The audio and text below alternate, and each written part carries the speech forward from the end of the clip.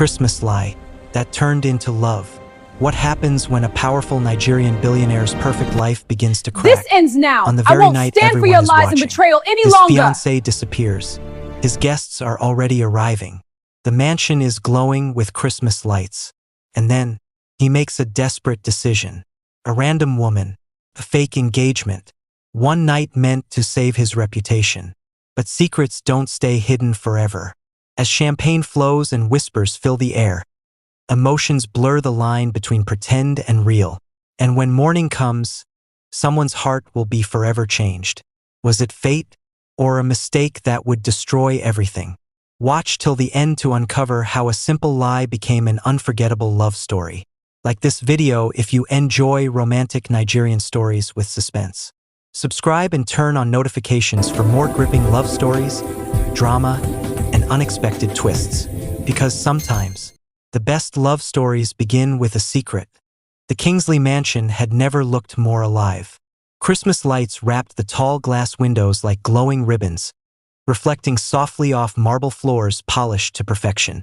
A 12-foot Christmas tree stood proudly in the center of the living room, dressed in gold ornaments, white roses, and red bows imported from Europe. The scent of pine mixed with cinnamon candles, expensive perfume, and freshly cooked delicacies drifting in from the kitchen. This was not just a party. It was a statement. Adewale Kingsley stood at the top of the curved staircase, dressed in a perfectly tailored black suit, watching guests arrive through the transparent doors. CEOs, oil executives, politicians, and Lego socialites filled the space with confident laughter and clinking glasses. Cameras flashed, voices echoed. Everything was exactly as planned. Everything except her. His phone vibrated in his palm. Once, twice, then again.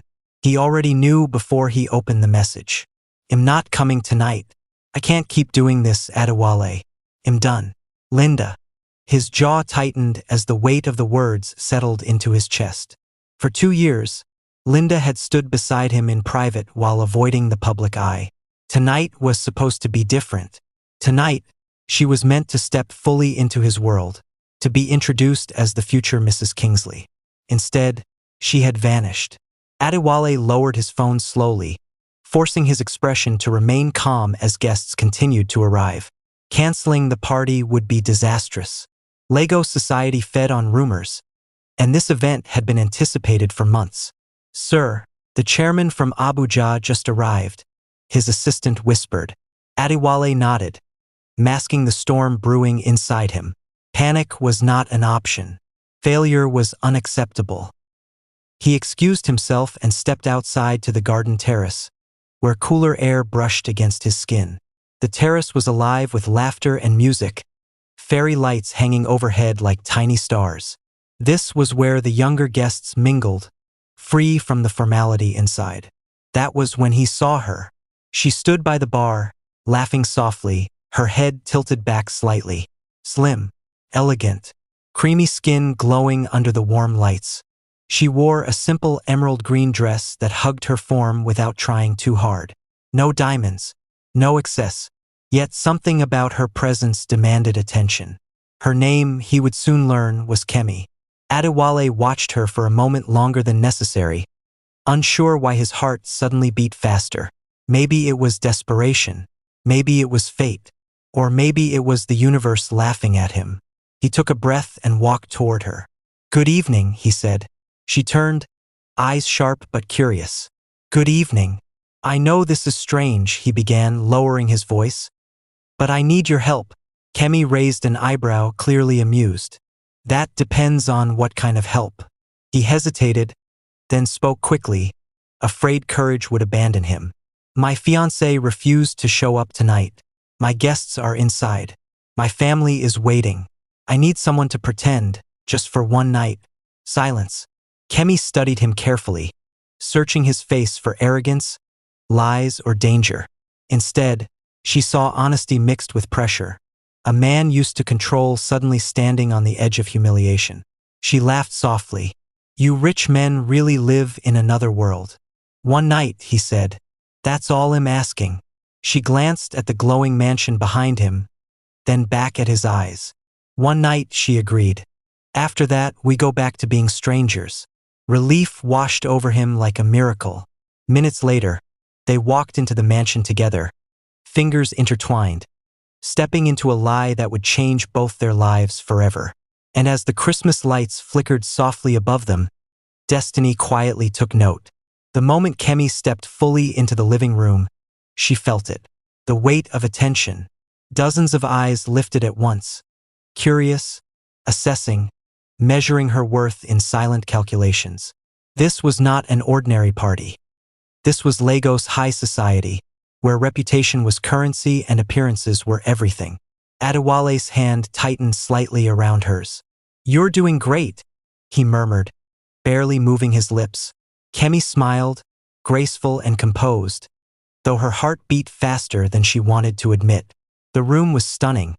Cream leather sofas arranged in perfect symmetry, gold accents gleaming under crystal chandeliers, and glass walls revealing the city lights beyond. Christmas decorations softened the luxury, making the space feel warm despite its grandeur. They descended the staircase together. Whispers followed. "That must be her. She's beautiful. So this is the fiancé?" Kemi lifted her chin, matching Adewale's pace. If she was going to survive this night, fear had no place here. The first test came sooner than expected. A woman in a wine-red gown approached them, her smile sharp and practiced. "Adewale," she said smoothly, then turned to Kemi. "And you must be the woman who finally captured his heart." Kemi didn't hesitate. "I suppose I was just stubborn enough to do it." The woman laughed, surprised and impressed.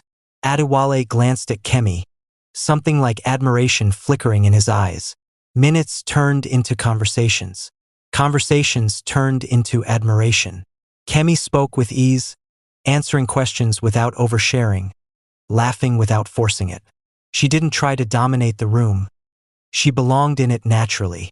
When Adewale's mother appeared, elegant in ivory lace, Kemi felt a sudden knot in her stomach.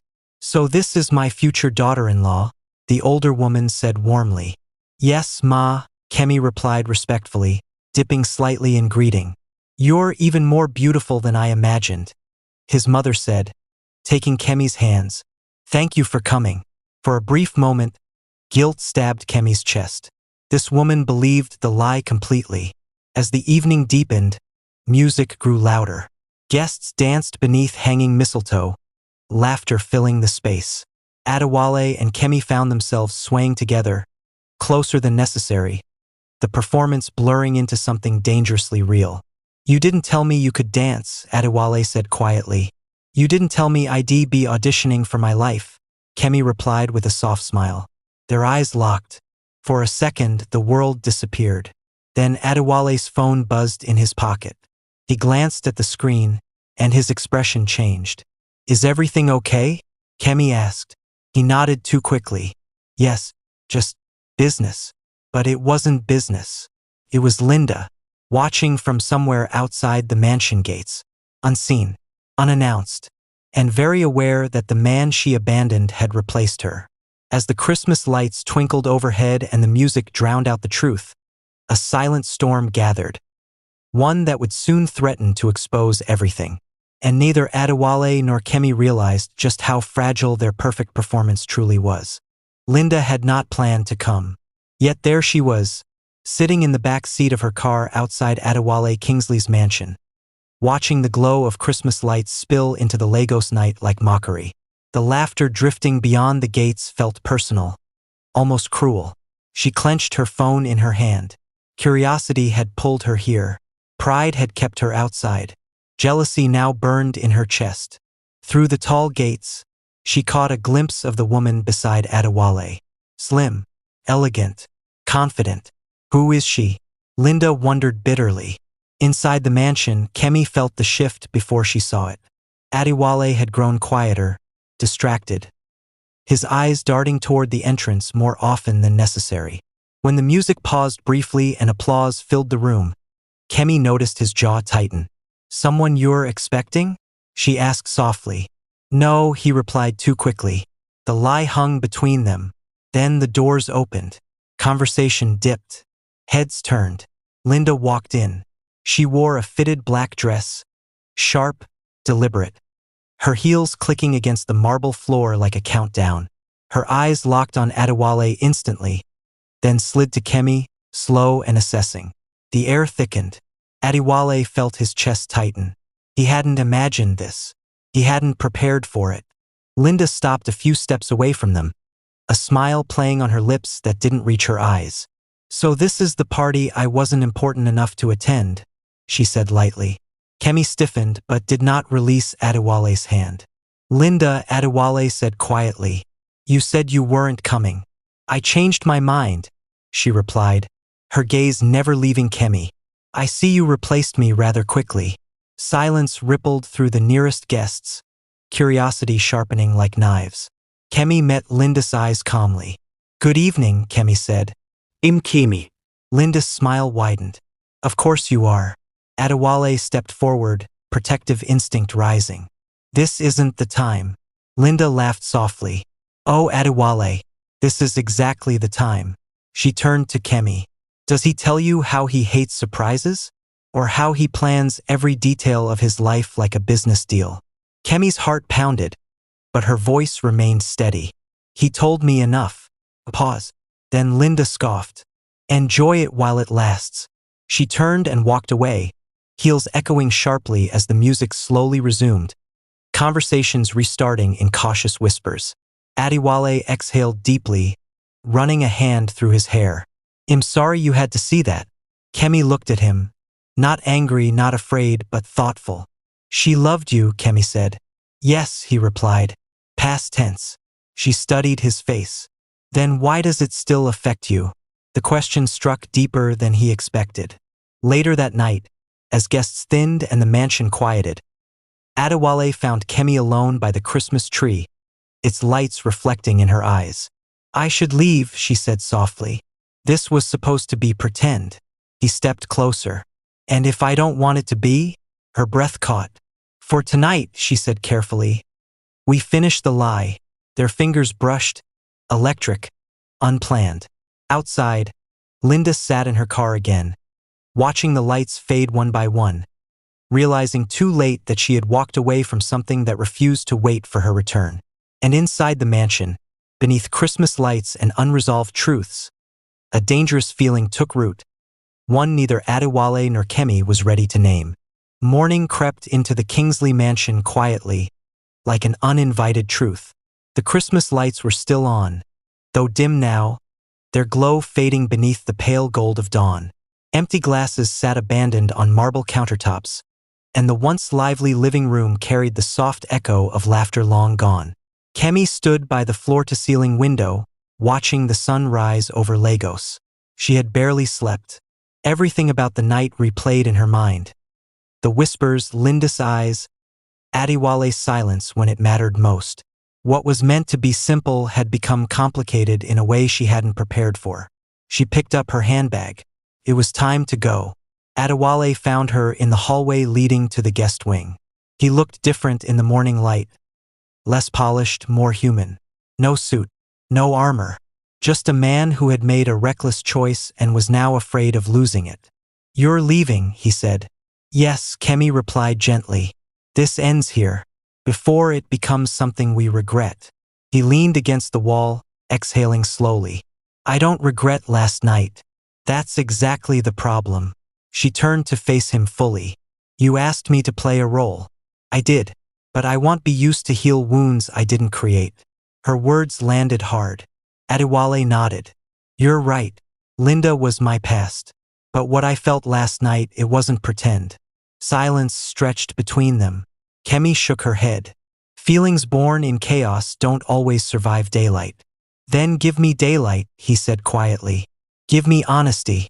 He took a step closer, careful, respectful. "I ended things with Linda long before last night. What remained was comfort, not love. He paused. You made me realize how empty that was." Kemi's chest tightened. "I don't belong in your world," she said softly. "Not really." He smiled faintly. "You belonged in it effortlessly." A knock interrupted them. It was his mother. "I was hoping I'd find you both," she said warmly, then glanced between them. "Kemi, Thank you for staying. Kemi smiled politely. I should be going, Ma. Adewale's mother studied her carefully, then turned to her son. Don't let fear cost you what courage gave you last night. She left them alone again. Adewale met Kemi's gaze. Stay for breakfast. Kemi hesitated. Not as my fiancé, he added quickly. As yourself. After a long pause, she nodded. They sat across from each other at the breakfast table. Sunlight filtering in, conversation slow and real. No performance. No lies. For the first time, they were simply Adewale and Kemi. And as the city of Lagos woke up around them, both understood one thing clearly. The hardest part of the story had just begun. By noon, Lagos had begun to talk. Not in loud headlines or public scandals, no, Lagos preferred whispers. Phone calls that lasted too long. Lingering looks at brunch tables. Names mentioned softly over cups of coffee. Adewale Kingsley has a new woman. Did you see her at the Christmas party? Slim, calm, not like Linda at all. Kemi heard the rumors before she heard from Adewale. She sat in a quiet cafe in Lekki, dressed simply, scrolling through her phone when a message popped up from an unknown number. Good morning, Kemi. This is Adewale. I hope you got home safely. She stared at the screen longer than she meant to. Last night had felt unreal. Breakfast in a mansion, soft conversations, honesty that felt too intimate for people who had just met. She had promised herself she wouldn't be swept away by wealth or attention. Yet her heart betrayed her. She typed back, I did. Thank you. 3 dots appeared, disappeared, then appeared again. May I see you today? Properly. No pretending. Kemi hesitated. Across the city, Adewale sat behind his office desk. Untouched files stacked neatly before him. For the first time in years, business felt distant. He wasn't worried about contracts or board meetings. He was worried about a woman who owed him nothing. When Kemi finally replied, his breath caught. 1 hour. Coffee only. He smiled. At the cafe, Adewale arrived without entourage, without luxury cars drawing attention. Just a crisp shirt, rolled sleeves, and a nervous energy that surprised even him. Thank you for coming, he said. Kemi studied him. This doesn't mean I've forgiven anything. That's fair, he replied. I'm not here to convince you of anything. I just want to know you. They talked. About her childhood. Her dreams. Her fears of being swallowed by someone else's world. He listened, truly listened, in a way no one with his power ever had to. Meanwhile, Linda sat in her apartment, scrolling through social media, every rumor stabbing deeper than the last. The woman she dismissed as temporary had not disappeared. Instead, she was becoming visible. Too visible. That evening, Adewale walked Kemi to her car. I won't rush you, he said quietly. But I won't disappear either. She met his eyes. Then be prepared to stand alone if this gets messy. I already am, he said. As she drove away, Kemi realized something unsettling. This man wasn't chasing her out of pride or convenience. He was choosing her. And across Lagos, as whispers grew louder and names clearer, one truth became impossible to ignore. This was no longer a Christmas mistake. It was the beginning of something that would challenge reputations, hearts, and the very idea of control. The week after the Christmas party, Lagos buzzed with whispers. Kemi tried to ignore them.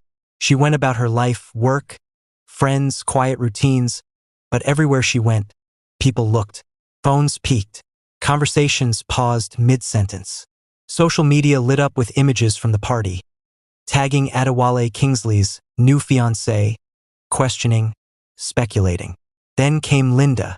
She called Adewale at his office, voice sharp and deliberate. Do you realize what you've done? She demanded. I warned you, Adewale. You can't just erase me and replace me with her. Adewale remained calm, though inside, his chest tightened. Linda, he said slowly, I didn't replace anyone. You walked away. Kemi is. She's someone I didn't know I was waiting for. Linda scoffed. You're reckless, and you'll regret this. People won't understand. You'll ruin yourself. Adewale hung up without replying, already knowing that nothing she said could change what had begun. That evening, Kemi arrived at the mansion.